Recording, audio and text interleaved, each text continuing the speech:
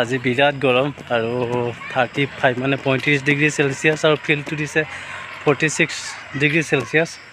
আৰু মই আছোঁ বৰ্তমান জাগিয়াল পেটবহা মোৰ বাৰ ঘৰত আছোঁ আৰু আহি আছোঁ পথাৰ মানে এইখিনিতে কলং নদী এখন আছে, এইখিনিতে কলং নদী এখন আছে আৰু ইয়াত মোৰ লগত আহি আছে।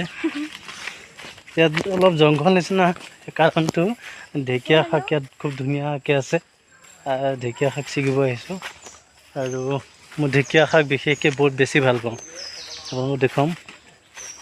আৰু ইয়াত মানে পূৰা এভেইলেবল, যোন নাহে সিহঁতেই ছিগিব পাৰে আৰু যিমান ছিগিব পাৰে আৰু এইখন হৈছে জাগিয়াল পেটবহাৰ LP স্কুল।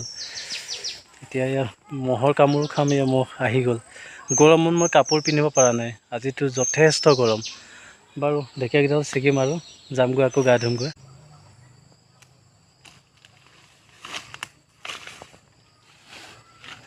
এইবোৰ ঢেকীয়া আমাৰ এই চিনি নাপায়, এইবোৰ ইয়াৰডালো ঢেকীয়া। এইখিনি পানী দেখিছে, এইখিনি পানী ইয়াৰলৈকে এখন কলং হয়, এখন বিৰাট মানে এখন সৰু সুৰা এখন নদী আৰু, কিন্তু ইয়াত অলপ ভয় হৈ আছে, জোক বেছি ইয়াত।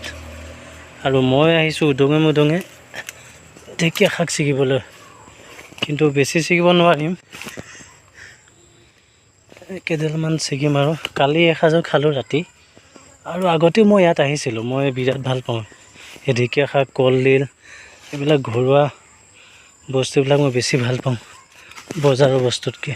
জানেই যথেষ্ট গৰম, আৰু এইকেইডাল মানে ছিগিলোঁ আৰু কেইডালমান আমাৰ প্ৰিয়ংকাক দি পঠিয়াই দিলোঁ ঘৰলৈ।